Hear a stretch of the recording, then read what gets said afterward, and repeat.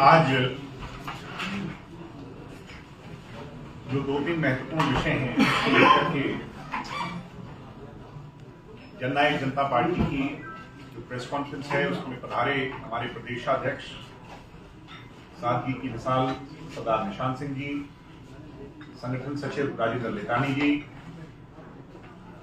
Office का काम देख रहे और पार्टी को मजबूत करने वाले, निरंतर चंडीगढ़ से पार्टी का संचालन करने वाले रणधीर सिंह जी, हमारे धनखड़ साहब, दीप कमल जी और गुड़गांव की सारी इकाई, नाम लूंगा तो लंबा अरसा लग जाएगा। इलेक्ट्रॉनिक मीडिया, प्रिंट मीडिया के हमारे साथियों, मैं आपका वेलकम करता हूं, खैरमकदम करता हूं, स्वागत करता हूं। और थोड़ा सा देरी से हो गया क्योंकि कुछ बातें हमने डिस्कस करनी थी और आप पहले आए, उसके लिए माफी चाहता हूं। मैं शुरुआत क्योंकि सबसे छोटी इकाई और सबसे महत्वपूर्ण इकाई इंसो की तरफ से करना चाहूंगा। भाई प्रदीप देसवाल जी, जिनका नाम लेना मैं भूल गया, हमारे राष्ट्रीय अध्यक्ष इंसो के, वो कुछ बातें आप लोगों से साझा करेंगे और उसके पश्चात जो दो तीन अन्य महत्वपूर्ण इश्यूज हैं, आप सब आपको ज्ञात भी है उन सभी बातों का, जो पीछे 2-3 दिनों में 4 दिनों में डेवलपमेंट हुई हैं, उन पे चर्चा करेंगे। पहले क्योंकि जो है ना, शुरुआत शुभ काम से होनी चाहिए। इंसो एक घोषणा करने जा रही है, तो उससे हम इसकी शुरुआत करें। धन्यवाद। सबसे पहले तो सभी पत्रकार छायाकार साथियों का मैं स्वागत करता हूं और यहाँ पर उपस्थित पार्टी के प्रदेश अध्यक्ष आदरणीय सरदार निशांत सिंह जी, इंसो के पूर्व मेरे राष्ट्रीय अध्यक्ष पार्टी के प्रधान महासचिव दिग्विजय चौटाला जी, राजेंद्र लेतानी जी, सभी सम्मानित पत्रकार व छायाकार साथी।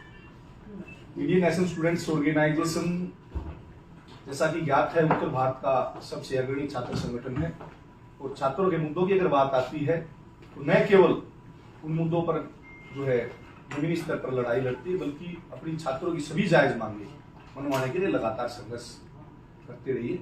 चाहे हम सरकार में हैं, चाहे सरकार से बाहर थे, तब की बात है। इंसो ने कभी भी छात्रों के हितों के साथ कोई समझौता नहीं किया, परंतु कोरोना काल के कारण जो है छात्र राजनीति की जो गति है वो धीमी पड़ गई थी। उसके साथ साथ जो छात्र संघ चुनाव का ना होना भी एक बड़ा मुद्दा है। तो छात्र राजनीति को और छात्रों के मुद्दों को जो है विशेष रूप से उठाने के लिए इंडियन नेशनल स्टूडेंट्स ऑर्गेनाइजेशन ने यह निर्णय लिया है कि छात्र संघ चुनाव बहाल होने चाहिए।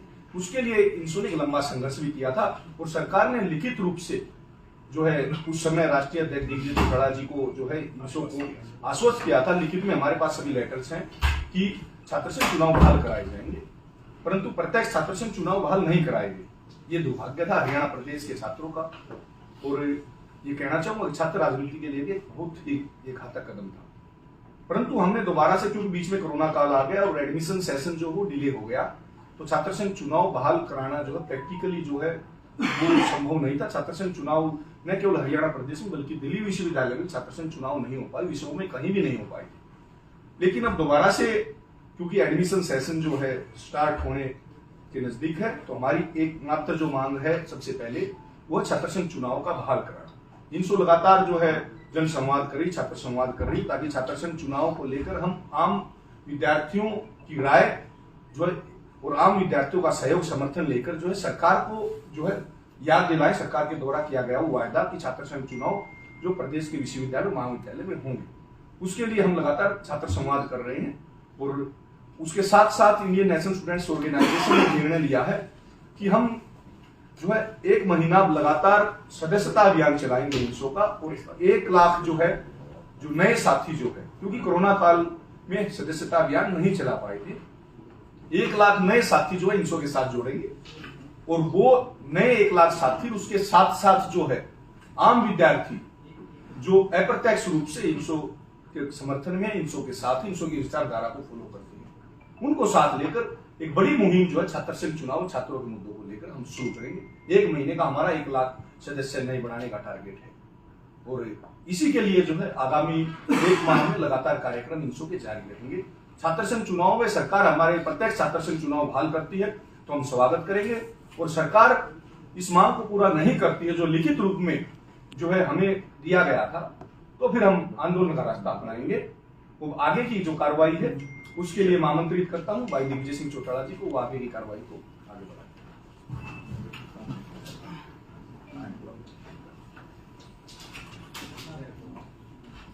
मेंबरशिप फॉर्म जो इंसो ने शुरू किया है, तो मेरी रिक्वेस्ट है कि वो भी कहाँ है, हाँ ले लेना है, मेंबरशिप करनी है शुरू।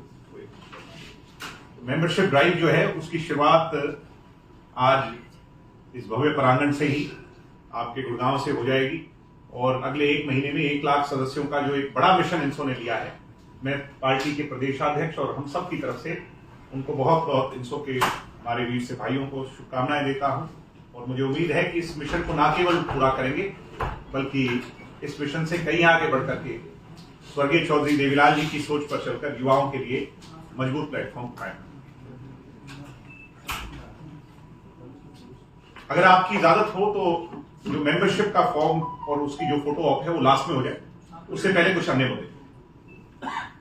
एक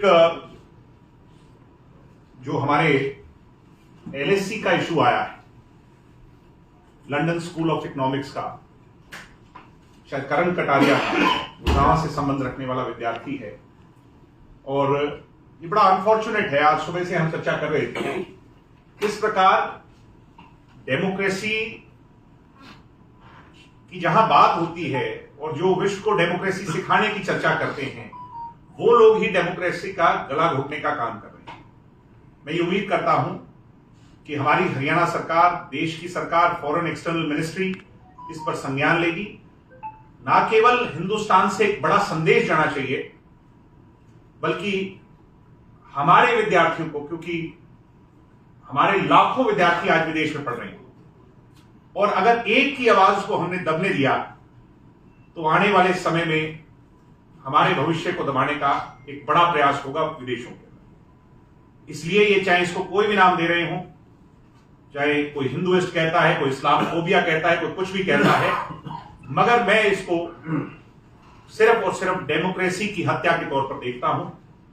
किसी का हिंदू होना या किसी का सिख होना, किसी का मुस्लिम होना या किसी का किसी रिलीजन से संबंध रखना, उसके चुनाव लड़ने से उसको नहीं रोका जा सकता।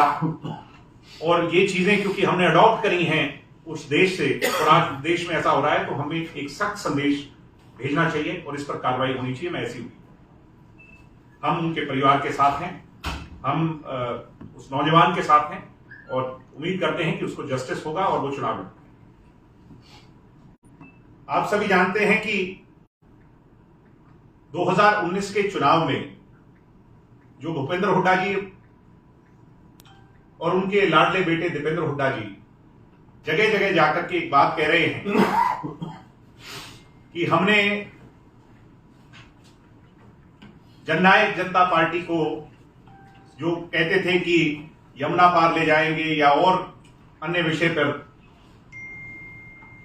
और वो जाकर के बीजेपी के साथ मिल गए और ज्यादा उनके जो लाडले बेटे हैं जींद में, हिसार में, अन्य क्षेत्रों में, मुझे हैरानी होती है कि कैसे कोई कोरा झूठ बोल सकता है, कैसे सरेआम कोई झूठ बोल सकता है। और आज ये मेरी इच्छा नहीं थी मगर मुझे कंपेल किया कि आज उन तमाम बातों को आपके सामने। दीप कमल जी अगर आप शुरू करें, आपके बिल्कुल पीछे जो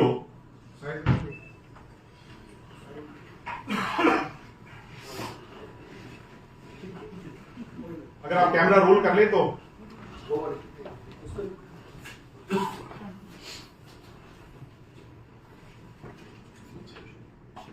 ये दुष्यंत जी की फोटो है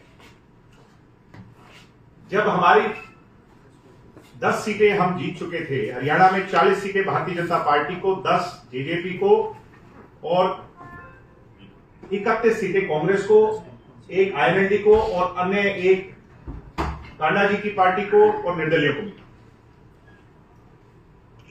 हरियाणा की जनता का मैंडेट क्लियर नहीं था। फ्रैक्चर्ड मैंडेट में जब विधायक दल की बैठक हुई तो विधायक दल की बैठक में यह फैसला लिया गया, और ये एक रेप्यूटेड न्यूज़पेपर की कटिंग है, मैं नहीं कह रहा, दुष्यंत जी इसमें नेता चुने गए, ईश्वर सिंह जी उपनेता चुने गए, अमरजीत ढांडा जी चीफ विप चुने गए। सरकार बनाने के लिए विधायक दल ने यह फैसला किया, 10 के 10 विधायक ने। इसको रोकिए, ये प्रेस कॉन्फ्रेंस में आपको उसके बाद चलाऊंगा, अगर 2 मिनट मेरी बात पे गौर करें। और भाई राष्ट्रीय कार्यकारिणी ये फैसला ले कि हम किसके साथ हैं। अगर मैं गलत नहीं कह रहा, निशांत सिंह जी मुझे परमिट करें, उस समय मैं मौजूद नहीं था मगर ये मौजूद थे। डॉक्टर अजय सिंह चौटाला जी ने, हमारे राष्ट्रीय अध्यक्ष जी ने यह फैसला लिया, क्योंकि उन तक ये बात ले जाई गई, उनका यह फैसला आया कि 3 बड़े विषयों पर 5100 पेंशन, महिला को 50% आरक्षण और तीसरा हमारा 75 यानी मेन मुद्दा दुष्यंत चौटाला जी का जो था, इन तीनों पर जो भी पार्टी सहमत होगी, ये तीनों मुद्दे हैं हरियाणा के हित के मुद्दे, हरियाणा के भविष्य के मुद्दे, हरियाणा में इक्वालिटी के मुद्दे, महिला सशक्तिकरण के मुद्दे, नौजवानों को आगे बढ़ाने के मुद्दे, हरियाणा के हित में। क्योंकि फ्रैक्चर्ड मैंडेट है और ये तो है नहीं कि दोबारा चुनाव में जाया जाए, एक अलग बोझ जनता पर डाला जाए। ऐसे में इस फ्रैक्चर्ड मैंडेट में 10 सीटें जो हरियाणा की जनता ने भाई दुष्यंत सिंह चौटाला जी को आशीर्वाद स्वरूप दी है, एक ऐसी सरकार बनाई जाए जिन पे इन मुद्दों को उनके अंजाम तक पहुंचा करके जमीनी हकीकत बनाया जाए। इसलिए दुष्यंत चौटाला जी ने इस तमाम जो मैंने आपको डेवलपमेंट्स बताई, इसके बाद एक प्रेस कॉन्फ्रेंस किया। मैं चाहूंगा कि उस प्रेस कॉन्फ्रेंस की क्लिप चले। राष्ट्रीय कार्यकारिणी के तमाम सदस्यों ने अपने सुझाव रखे। कई साथियों ने जहां बात करी कांग्रेस के साथ सरकार बनाई जाए, कई साथियों ने ये विषय रखा कि बीजेपी के साथ चर्चा कर सरकार बनाई। प्रदेश के अंदर मजबूत मैंडेट किसी को भी नहीं मिला। उस परिस्थिति में अंत में राष्ट्रीय कार्यकारिणी विधायक दल के नेता के तौर पर मुझे और प्रदेश अध्यक्ष के तौर पर सरदार निशांत सिंह जी को अधिकृत किया है कि कॉमन मिनिमम प्रोग्राम के साथ प्रदेश के अंदर प्रदेश को आगे ले जाने के लिए, जिसके अंदर खास तौर पर 75% हरियाणा के अंदर जो हरियाणवी का रोजगार का अधिकार का हमारा उद्देश्य था, प्रथम तौर पर उसको वृद्धावस्था पेंशन जो चौधरी देवीलाल जी का लगाया हुआ पौधा है, उसकी बढ़ोतरी, इन विषयों पर जौन सा भी पॉलिटिकल दल इस बात को थोड़ा गौर करें, सहमत होगा, जननायक जनता पार्टी पूरी तौर पर उसके साथ मिलकर प्रदेश के अंदर सरकार बनाने का प्रयास करेगी। आज आप लोग बारी बारी कयास लगाते हैं कि इससे मुलाकात हुई, क्या कदम उठाए गए। औपचारिक तौर पर चर्चाएं जरूर हुई। अगर मुलाकात किसी से होगी, कोई कदम बढ़ाया जाएगा, तो सबसे पहले आप लोगों को हम उसके बारे में पूरी तौर पर बताने का काम करें। हम पॉजिटिव है हरियाणा को आगे ले जाने के, हम पॉजिटिव है प्रदेश के अंदर युवा को उसके अधिकार मिले, जो क्राइम की सिचुएशन है उसको कंट्रोल किया जाए। जो हमारे एजेंडास थे, जो भी संगठन कॉमन मिनिमम प्रोग्राम के तहत के साथ चलने को तैयार होगा, जननायक जनता पार्टी उसके साथ मिलकर सहयोगी के तौर पर प्रदेश में सरकार बनाने का काम दीपेंद्र मानता हूँ। चौधरी देवीलाल जी अच्छा चलो त्याग करने का काम किया। हम त्याग कर भी अगर युवा को 75% हिस्सेदारी दिला पाए, अगर त्याग कर भी वृद्धावस्था पेंशन में, विधवा पेंशन में, अपलान पेंशन में बढ़ोतरी करवा पाए, तो मुझे नहीं लगता कि हमारे कोई भी साथी को इस चीज से इनकार। हमारे लिए दोनों अछूते नहीं। इस बात पे किशन जी ने जो कहा कि हमारे लिए हरियाणा प्राथमिक है, हरियाणा का विकास, हरियाणा के मुद्दे प्राथमिक हैं और हमारे लिए दोनों अछूत नहीं हैं। ये बात 4 बजे से लेकर 5 बजे तक जो प्रेस कॉन्फ्रेंस चली उसमें कही। 5 बजे के पश्चात दुष्यंत जी ने दोनों नेताओं से खुले तौर पर बात करने के लिए सरदार निशान सिंह जी को, लितानी जी को और स्वयं मुझे भी इसके लिए परमिट किया। निरंतर बातचीत चली। कांग्रेस की तरफ से यह बात कही गई कि बहुत सारे लोग इस बात के लिए राजी हैं, तैयार हैं कि दुष्यंत चौटाला के कॉमन मिनिमम प्रोग्राम के साथ सरकार बना ली जाए। अन्यथा एक व्यक्ति ऐसे हैं, भूपेंद्र हुड्डा, जिनसे भी बातचीत हुई, मैं बात कह रहा हूं उसको थोड़ा सा गौर करें, जिनसे भी बातचीत हुई और उनके द्वारा एक ही बात कही गई कि पहले समर्थन करो फिर मुद्दों पर आएंगे, पहले समर्थन करो फिर निर्दलियों को साथ लाने का सोचेंगे, पहले समर्थन करो फिर आगे बात हो। यानी नकारात्मकता, जो नकारात्मकता भूपेंद्र हुड्डा की रही उस दौरान, परिणाम स्वरूप इसी बात का, क्योंकि ये एक एंड पे चल रही थी, दूसरे एंड पर भारतीय जनता पार्टी, दुष्यंत जी ने तो खुला ऑफर रखा था दोनों के सामने कि मुझे कोई लोभ लालच नहीं, मुझे हरियाणा के हित सर्वोपरि हैं। इसी दौरान भारतीय जनता पार्टी की टॉप लीडरशिप से बातचीत हुई और भारतीय जनता पार्टी के तत्कालीन राष्ट्रीय अध्यक्ष जी ने इस बात को स्वीकारा कि 5100 पेंशन हो, 75% आरक्षण हो या महिला को 50% इक्वेलिटी देने की बात हो, हम इन्हीं सभी मुद्दों पर सहमत हैं। और कॉमन मिनिमम प्रोग्राम के तहत दुष्यंत चौटाला जी ने समझौता कर लिया, समझौता हो गया। यानी भूपेंद्र हुड्डा जी पहले तो यहीं एक्सपोज हो जाते हैं। और सेल्फ कॉन्ट्राडिक्शन देखिए, गोहाना के अंदर दीपेंद्र हुड्डा ये कहते हैं कि हमारी बातचीत हुई मगर दुष्यंत चौटाला जी की गाड़ी जींद जुलाना के रास्ते होते, रोहतक से बहादुरगढ़ होते अमित शाह जी की कोठी पर चली गई। झूठ बोल रहे हैं, दुष्यंत जी तो एक दिन पहले दिल्ली आ गए और ये मीटिंग तो 4 बजे अगले दिन हुई। अमित शाह जी से जो मीटिंग हुई है वो अगले दिन रात को 9-10 बजे हुई। वहीं उनके पिताजी चौधरी भूपेंद्र हुड्डा जी ये कहते हैं कि हमारी तो कोई बातचीत ही नहीं हुई। मैं मीडिया के लोगों से कहूंगा कि हुड्डा जी और उनके बेटा जी की ही बात में इतनी बड़ी कॉन्ट्राडिक्शन है, अगर वो कटिंग अगर आप चला पाए, ये आप इस पे गौर करें तो प्लीज थोड़ा सा पीछे नॉइज अगर कम हो जाए। धनखड़ साहब थोड़ा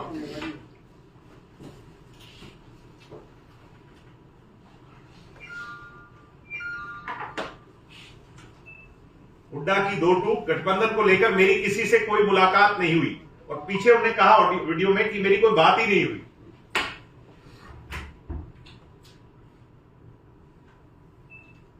अब ये कैसे संभव है? बेटा जी कहते हैं कि दुष्यंत की सभी शर्तें को मानने को तैयार हो गए थे पूर्व सीएम हुड्डा।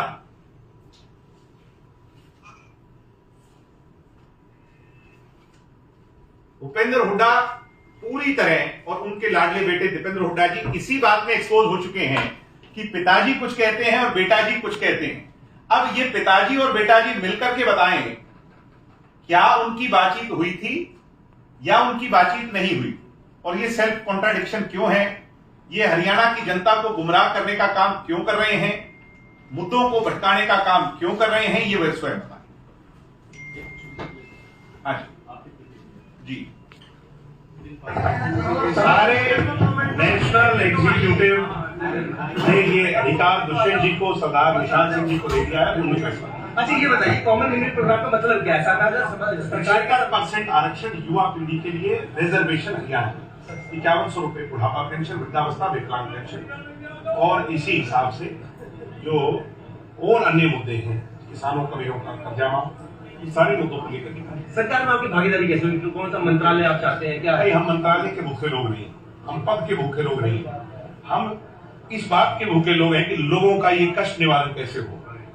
कष्ट निवारण करने के लिए जाति पाति धर्म मजहब से लाखों कोसों मील ऊपर उठ करके हम वाइज डिसीजन लेंगे जो लोगों का हित का फैसला उठाए। कॉमन यूनियन प्रोग्राम के लिए आपने बीजेपी कांग्रेस दोनों से बात की होगी। अरे कांग्रेस और ये दूसरे लोग जो हैं, ये तो इस तरह का दबाव बनाना चाह रहे थे जैसे कांग्रेस को कोई देवी का रूप है और बीजेपी को राक्षस का रूप है, और कांग्रेस को जाकर के उसके चरणों में गिर जाया जाए। ऐसे थोड़ी संभव है। वो हमारी बातों पर सहमत हो और हमें नंबर दिखाएं, ये दोनों चीजें करें और उसके बाद हमारे पास आए। ये आंखें दिखाकर डराने की जरूरत नहीं है। मैं उन लोगों को कहूंगा जिनने सुबह सुबह टीवी पे इस तरह की बात की। ये सहयोग कब तक आप बता रहे हैं, कब तक निर्णय करें, किस तरफ जा रहे हैं आप, कब तक निर्णय हो जाएगा, किस तरफ जा। तो ये तब की क्लिप है, मुझे कहने की आवश्यकता नहीं। मुझे लगता है कि आप सब लोग वीडियो से ही समझ गए होंगे कि हमारी इंटेंट जो थी, हमारी इंटेंशन जो थी, वो पाक साफ थी, हरियाणा के हित के लिए थी, जनता के हित के लिए। अब क्योंकि इसमें तो आप लोग कहेंगे कि ये तो सारी बातें पब्लिक डोमेन में हैं, इसमें तो कोई ज्यादा सा खुलासे वाली बात नहीं हुई। जो असली बात है, जिस मुद्दे पर मैं आना चाहता हूं, वो है लोकसभा चुनाव 2019 की, जिसका जवाब भूपेंद्र हुड्डा जी को देना ही पड़ेगा, इससे वो बच नहीं सकते। आम आदमी पार्टी जननायक जनता पार्टी का पैक्ट हो गया, लगभग बातें तय हो गई थी, और महागठबंधन, मीडिया के लोग भली भांति परिचित हैं, वो प्रत्यक्ष को प्रमाण की आवश्यकता नहीं। अब आप अगर घुमाएं पीछे, accepted Congress plan for alliance formation, this was Mahagathbandhan plan of Haryana, और हरियाणा के लोगों के हित के लिए, और क्योंकि हम नई नवेली पार्टी थे, एक नया पौधा था, ऑल्दो हमारे जो विचार हैं, स्वर्गीय चौधरी देवीलाल जी की आइडियोलॉजी है, वो तो इस देश की शायद सबसे सशक्त और सबसे मजबूत आइडियोलॉजी हो, मगर हमने फिर भी हरियाणा के लिए सैक्रिफाइस तक करने के लिए दुष्यंत जी ने यह फैसला लिया कि 7-2-1 पर बात बढ़ जाए।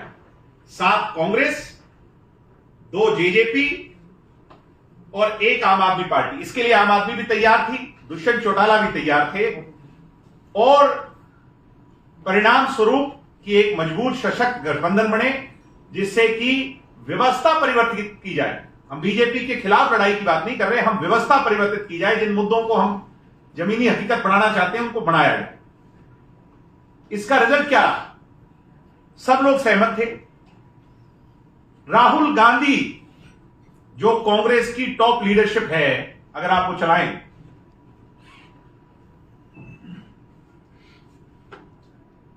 अब इसकी पहली लाइन पढ़िए, ये भी दैनिक जागरण अखबार है। महागठबंधन नहीं करने से नाराज हुए राहुल गांधी।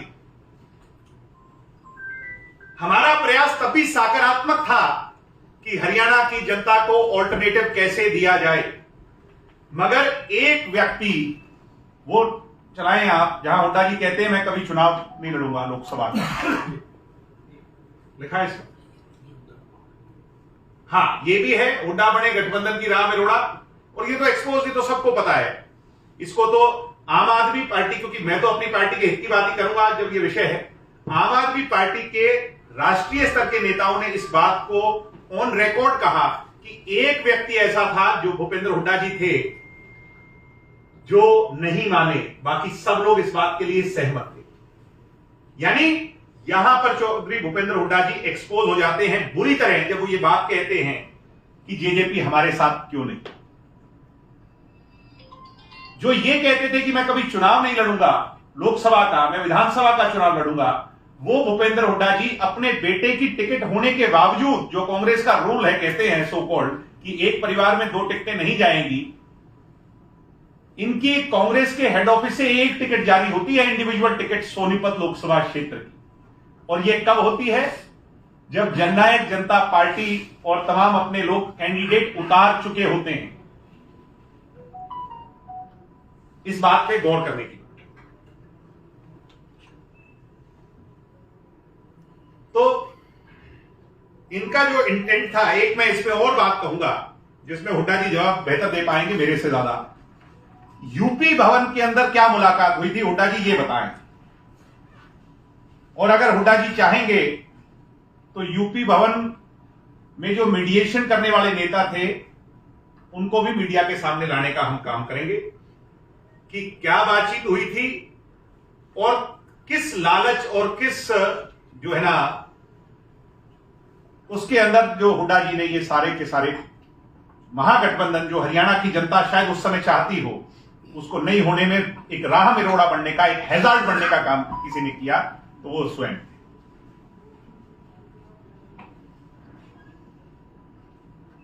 परिणाम स्वरूप ना तो कांग्रेस कोई सीट जीती, जो कि हाइपोथेटिकली स्पीकिंग, अब तो ये इतिहास है, किसी से छुप नहीं सकता, पिताजी भी हार गए, बेटाजी भी हार गए, हारे कि नहीं हारे, और इसका खामियाजा अन्य विरोधी दलों को भी भुगतना पड़ा, चाहे आम आदमी पार्टी थी चाहे जननायक थी।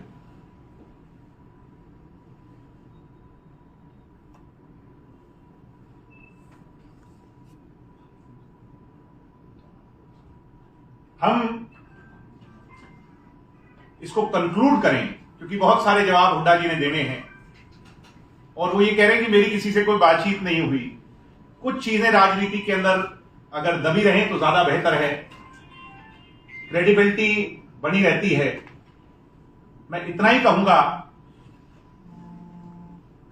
अगर वो हमें इस बात के लिए कंपेल और मजबूर करेंगे तो फिर हमारी ये मजबूरी बन जाएगी जनता के सामने उन बातों को भी उजागर करने की।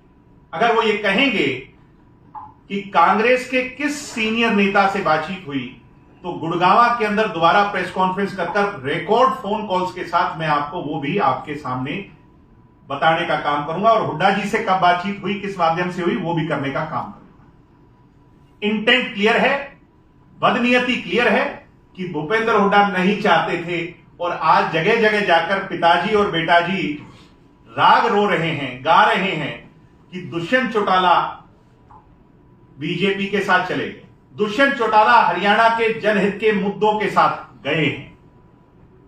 बीजेपी से हम पहले भी अलायंस में रहे, जो हम कहते थे ना कि कांग्रेस के साथ 7 पीढ़ी नहीं जाएंगे, वो इसी सोच के लिए कहते थे, क्योंकि कांग्रेस की सोच हरियाणा के लिए नहीं है।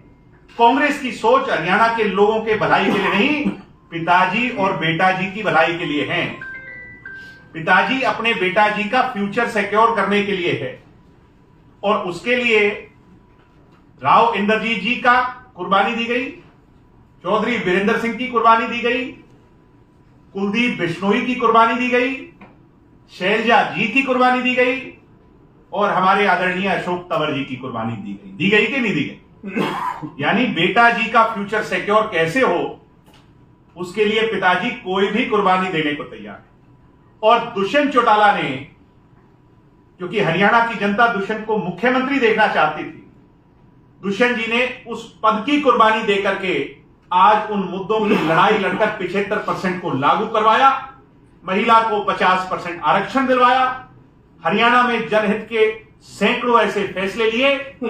एक मन में टीस है 5100 नहीं कर पाने की, मगर वो दिन दूर नहीं कि जन सहयोग के आशीर्वाद से, जनता के, बुजुर्गों के, हमारे जो देवता रूपी हरियाणा का वोटर है, उसके आशीर्वाद स्वरूप वो सपना भी पूरा होगा, और 5100 नहीं, उसको भी और आगे ले जाने का काम होगा। इसलिए आज मैं इस बात को यहीं सीमित डायरेक्ट तक रखना चाहता हूं, और निशान सिंह जी से कहूंगा कि कुछ विषयों पर वो भी आपसे चर्चा करना चाहते हैं, हम इसे कंक्लूड करें। इसके पश्चात आपके जो सवाल और जवाब हैं वो हम जरूर दे पाएंगे। मेरे हिसाब से आप इस बात से वेल सेटिस्फाइड होंगे कि आज भूपेंद्र हुड्डा जी पूरी तरह से एक्सपोज हो चुके हैं, उनका झूठ उजागर हो चुका है, जनता के पब्लिक डोमेन में आ चुका है। दुष्यंत चौटाला की राजनीतिक भ्रूण हत्या, आप मेरे वर्ड्स को थोड़ा सा नोट करें, दुष्यंत चौटाला जी की राजनीतिक भ्रूण हत्या भूपेंद्र हुड्डा नहीं कर पाए। दुष्यंत चौटाला जी की परिपक्वता से आज जननायक जनता पार्टी के हजारों लाखों कार्यकर्ताओं की मेहनत से ये परिवार एक मजबूत और सशक्त परिवार है, जो कि चौधरी देवीलाल जी के सपनों पर आगे अपने कदम बढ़ा रहा है, उन्हें सच कर रहा है, और इसका झंडा हुड्डा जी आप नहीं रोक पाओगे। ये झंडा तो हिमालय की चट्टानों से ऊंचा जाएगा, वहां फहराएगा। बहुत धन्यवाद। जैसे हमारे युवा नेता दिग्विजय चौटाला जी ने अपनी बात रखी और ये सारा खुलासा किया कि 2019 के चुनाव में किस तरीके से महागठबंधन में कैसे कैसे रुकावट आई, और किन लोगों की वजह से आई और किन विषयों को लेकर के जननायक जनता पार्टी ने, हमारे राष्ट्रीय अध्यक्ष डॉक्टर अजय सिंह चौटाला जी ने हरियाणा के विकास को छोड़ने का काम किया। ये सारी बातें उन्होंने कही है। इसी कड़ी में जींद का उपचुनाव भी आता है। जींद के उपचुनाव में जब रणदीप सुरजेवाला ये पता चला कि दिग्विजय जी उपचुनाव को फाइट कर रहे हैं, तो सब कुछ छोड़ करके कांग्रेस द्वारा कहीं और नियुक्तियां की गई थी, उनको छोड़ करके दिग्विजय जी का मुकाबला करने के लिए उस उपचुनाव में आकर के नॉमिनेशन फाइल किया। जो परिणाम रहे वो आप सबके समक्ष हैं। मैं तो ये कहना चाहूंगा कि जननायक जनता पार्टी हरियाणा की बेहतरी बहबूदी को देख करके अपने फैसले करती है। जो हमारे राष्ट्रीय अध्यक्ष जी ने, दुष्यंत चौटाला जी ने करने का काम किया और आज बहुत बेहतर पोजीशन में जो बातें उन्होंने कही कि जहां एक बहुत बड़ा मुद्दा था कि हमारे जो युवा हैं उनको प्राइवेट सेक्टर के अंदर 75% रोजगार देने की बात थी, महिलाओं को 50% हिस्सेदारी देने की बात थी।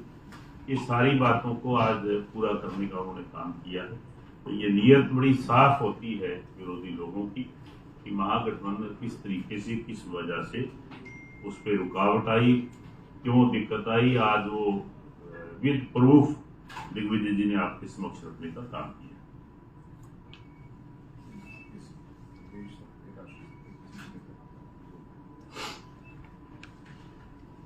तो जैसे मैं कह रहा था कि हमारा सिर्फ और सिर्फ हरियाणा के विकास का एक ध्यान रहता है पार्टी का, हरियाणा के विकास के मुद्दों के ऊपर ध्यान रहता है, ना कि हमारा ये कोई ध्येय है कि हम किसी राष्ट्र लेवल के, किसी प्रदेश लेवल के किसी नेता के खिलाफ को बात करें, को बयानबाजी करें। हम हमेशा अपने मुद्दों पे अपने आप को केंद्रित करते हैं। तो यही एक वजह है कि दुष्यंत चौटाला आज पूरे प्रदेश में, पूरे देश में युवा नेता के रूप में अपनी सोच और समझ को लेकर के, हरियाणा के हितों को लेकर के सबके हरमन प्यारे। बहुत बहुत धन्यवाद आदरणीय सरदार निशान सिंह जी। और मैं तो इतना ही कहूंगा, जैसा आपने कहा कि हमारी इंटेंट रहती है कि लोगों का विकास कैसे हो, भला कैसे हो, पॉलिसीज कैसे अच्छी लाई जाए, वही हुड्डा जी और उनके बेटा जी की नीयत रहती है कि दुष्यंत को कमजोर कैसे किया जाए। कहीं भी आप देख लो, किसी नेता का नाम नहीं लेंगे हरियाणा में। नेता तो और भी बहुत है, अन्य पार्टियों के हैं, मैं पार्टियों का नाम नहीं लूंगा। पार्टियों का नाम लेंगे, नेता का नाम नहीं लेंगे। नेता का एक का ही नाम लेंगे, दुष्यंत चौटाला। राष्ट्रीय स्तर पर कितने नेता हैं सभी पार्टियों के, किसी का नाम नहीं लेंगे, अच्छे में बुरे में। एक ही नेता का नाम लेंगे, क्योंकि हुड्डा जी के पेट का दर्द, उनकी सबसे बड़ी तकलीफ उन्हें दुष्यंत चौटाला लगते हैं। और आज क्योंकि उनने ये बात शुरू की थी, हमने ये आज 3.5-4 साल बीत गए और ऐसी आवश्यकता ही नहीं पड़ी कि हमें इस बात को पब्लिक डोमेन में लाना पड़े। जैसा मैंने कहा कि कुछ बातें अच्छा है कि दबी रहें, मगर बार बार ये बात वो कहते हैं कि ट्रिगर की गई दीपेंद्र हुड्डा और उनके पिताजी द्वारा, रैलियों में कही गई, सभाओं में कही गई, तो मुझे उसका जवाब देना, मैं समझता हूं कि उसकी आवश्यकता थी। लोगों के सामने क्लियर पिक्चर होनी चाहिए। अगर इसके बाद भी अगर वो कोई बात कहेंगे तो उसका जवाब भी उन्हीं की भाषा में जैसे को तैसा देने के लिए जननायक जनता पार्टी निश्चित तौर पर वो तैयार है। और मैंने जो 2-3 बातें कही हैं, अगर हुड्डा जी उनके लिए तैयार हैं तो उसको पब्लिक डोमेन में लेके आएंगे। बहुत बहुत धन्यवाद। जय हिंद, जय भारत, जय जननायक जनता पार्टी और जय। दिग्विजय जी, इसी गठबंधन से जुड़ा एक सवाल है जी। आपने कहा कि गठबंधन करने को तो तैयार थे आप, लेकिन जो शर्तें थी वो सहमति नहीं बन पाई कांग्रेस से। आपने कहा कांग्रेस से भी बन पाई, हुड्डा जी से नहीं बन पाई। हाँ, और हुड्डा जी को अगर आप वो चलाएंगे तो उसमें लिखा है कि हुड्डा जी को फ्री हैंड दे दिया गया इस गठबंधन को करने के लिए। नहीं बन पाई। आपने अभी कुछ दिन पहले ये भी बयान दिया था, जब अभय सिंह चौटाला की तरफ से एक बयान आया था कि कांग्रेस के साथ भी वो गठबंधन कर सकते हैं। अगर आपने कहा था कि मैंने कांग्रेस का नाम नहीं लिया, आप मेरी बात को समझ नहीं पा रहे। मैंने कहा कि जहां वो ये कहते थे कि चौटाला साहब को जेल भेजने वाले और अजय सिंह जी को जेल भेजने वाले के साथ मैं नहीं जाऊंगा, तो मैं तो उन्हें सिर्फ याद दिला रहा हूं। मतलब कलयुग का एक अलग ही नजारा होगा। वही मैं कह रहा हूं कि मुझे तो ये विश्वास है कि भूपेंद्र हुड्डा की किस सोच के व्यक्तित्व। दिग्विजय जी, ये हाइपोथेटिकल बात है, उन बातों का जवाब तो समय आने पर देंगे। दिग्विजय जी, अभय चौटाला जो कह रहे हैं कि उप मुख्यमंत्री अब बात मैं आपसे एक बात रिक्वेस्ट करता हूं कि अभय चौटाला जी के बारे में बहुत सारी समय पर हमारी बातें होती हैं। आज मैं कुछ कहूंगा, कल अखबार में वो छप जाएगा। आज रहने दें, अगली बार अभय सिंह जी के बारे में बात तो दिग्विजय जी, आप ये मैं कह रहा हूं कि आज जो मुद्दा है वो ये है कि हुड्डा जी ने क्या कहा, मैंने क्या इसी कहा, विषय पे आ रहे उनके हैं। बेटा जी ने क्या कहा, मैंने क्या। दिग्विजय जी इसी विषय पे आ रहे हैं। आप कहना चाह रहे हैं कि जाट का नेता अब लोकप्रियता कौन बटोरे, हुड्डा या फिर दुष्यंत चौटाला? आप ऐसा नेता, ऐसा है कि जाति पाति धर्म मजहब ये हमारी सोच नहीं, उनकी। दिग्विजय जी, प्रेमलता को कॉमन बता दीजिए। मिनिमम प्रोग्राम कांग्रेस से तो आप एक बार भैया सत्य नहीं बनी।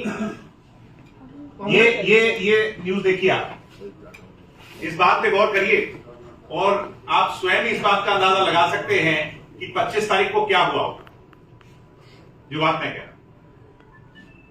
देखिए, आर्काइव जो है उसे कोई छुपा नहीं सकता।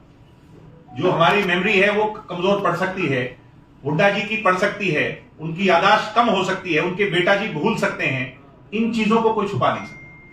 दिग्विजय जी, 2024 के लिए मिनिमम प्रोग्राम क्या होंगे वो, और क्या उनके आधार पर हम संगठन किसी भी गठबंधन के साथ जा सकते ये तो हैं? सरदार निशान सिंह जी, दुष्यंत चौटाला जी और पार्टी की सीनियर लीडरशिप तय करेंगे।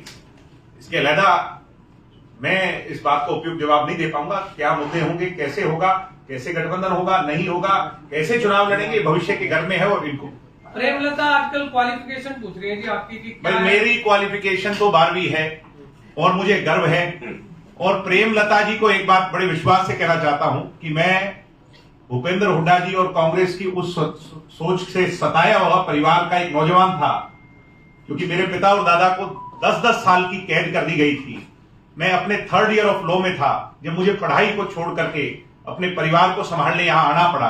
प्रेमलता जी, आपके बेटा जी और आपके हस्बैंड की जितनी क्वालिफिकेशन है, भगवान ने सांस दिए और चौधरी देवीलाल का रगों में खून दौड़ता रहा, तो आपसे ज्यादा पूरे परिवार की पढ़ाई लिखाई से ज्यादा ज्ञान लेकर के जाऊंगा। मगर किताबों से सीख नहीं मिलती, एक्सपोजर से सीख मिलती है। आपकी सोच नियमित है कि वो 12वीं को देखती है। मेरी सोच आपसे कई लाख गुना शायद बड़ी है कि मैं और चीजों को देखता हूं। और उसी चौधरी देवीलाल के खानदान में जन्म लेने का जो सौभाग्य मुझे हासिल हुआ और जनता की सेवा करने का हासिल हुआ, तो ये पढ़ाई लिखाई भी आज मेरे दादाजी ने कितनी उम्र में कर ली, हम भी कर लेंगे। क्या हो गया? हमने कभी पूछी आपकी क्वालिफिकेशन क्या है और इससे क्या मैटर करता है? करे कि पिता कितनी के समान लोगों को कितनी challenge नियमित करते हैं। सोच है, कितनी नियमित सोच का दायरा है। मैं उनकी इज्जत करता हूं, मेरे से बहुत बड़ी है, मेरी दादी स्वरूप है, मगर कितनी नियमित सोच का दायरा है।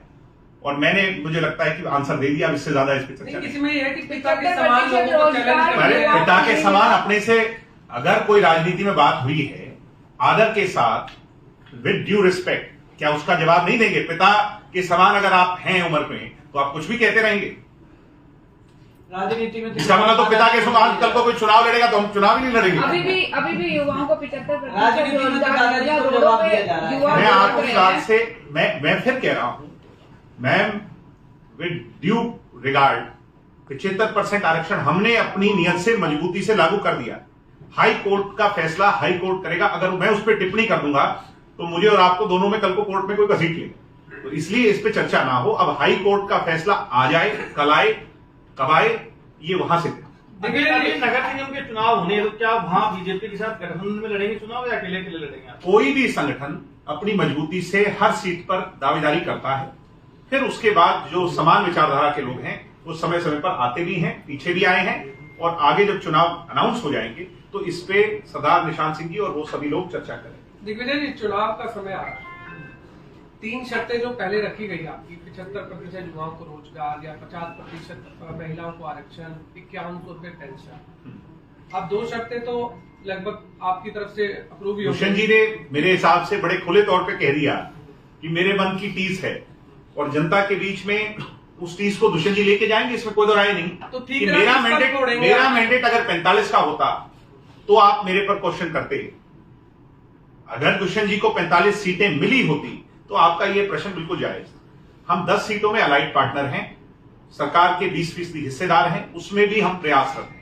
हमारी नीयत पर, हमारी नीति पर, हमारी सोच पर कोई क्वेश्चन नहीं कर सकते। तो आने वाले चुनाव में आपको लगता नहीं है कि फिर दोबारा से जिस तरह अभी चर्चाएं चल रही है कि गठबंधन होगा नहीं होगा, वो एक अलग परसेप्शन है? मुझे देखिए, दो चीजें, एक 5 साल सरकार को चलाना और एक 5 साल के बाद गठबंधन में आना, मिलकर के चुनाव लड़ना। हम पहले भी चुनाव मिलकर के नहीं लड़े, उसके बाद गठबंधन में आए।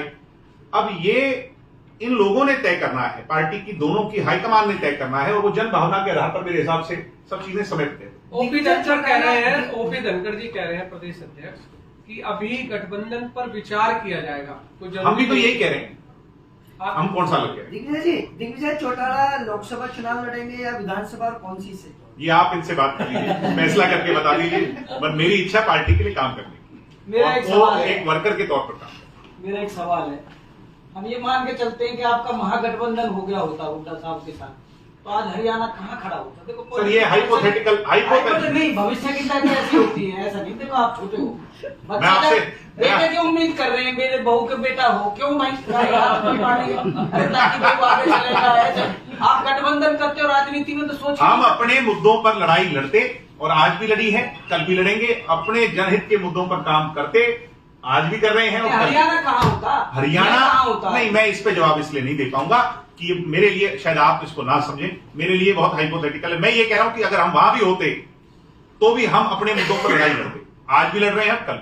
दिग्विजय जी, हरियाणा कर्ज में डूबता जा रहा है, क्या प्लानिंग आप लोगों की? आप ऐसे गठबंधन सरकार खेलते रहेंगे, जनता कब तक मरती रहेगी इस विषय? नहीं, जनता पर कर्ज है, आज नहीं, ये वर्षों से है, और इसके लिए जिम्मेवार ना केवल जेजेपी बीजेपी की सरकार है, ना केवल इससे पहले की बीजेपी की सरकार है, ना केवल उससे पहले 10 साल की हुड्डा की सरकार है। इसके लिए तमाम सरकारें जिम्मेवार हैं। कर्ज बढ़ रहा है और ये गंभीरता है, इस पे हमें सरकारों को सोचना चाहिए। इस पर एक आदमी ब्लेम करने के नहीं, आंकड़े लेके बैठ जाऊंगा तो जितने जिम्मेवार ये सरकार है, इससे पिछली वाली भी ज्यादा थी, उससे पिछली वाली भी ज्यादा। दिग्विजय जी, जो डिपार्टमेंट दुष्यंत जी के पास है जी, हम अक्सर देख रहे हैं कि उन्हीं डिपार्टमेंटों पर खासी नजर रखी जा रही है। अभी हाल ही में, कल भी गुरुग्राम के दुष्यंत जी खुद चाहते हैं कि मेरे डिपार्टमेंट्स पर खासी नजर रखी जाए, मेरे डिपार्टमेंट के अंदर कहीं भी कोई अनियमितता है उसको उजागर किया जाए। यही सोच, तो बार बार ये कहते हैं शराब घोटाला, दुष्यंत जी ने तो कार्रवाई करवा करके पकड़वाए कि कहीं भी कहीं कोई अनियमितताएं हैं उनको पकड़ो। मेरे डिपार्टमेंट पाक साफ होने चाहिए, उसमें कहीं कोई करप्शन की बू नहीं आनी। गुरुग्राम के हाँ, अगर आई है तो उस पर कार्रवाई होनी चाहिए, हम उसके लिए।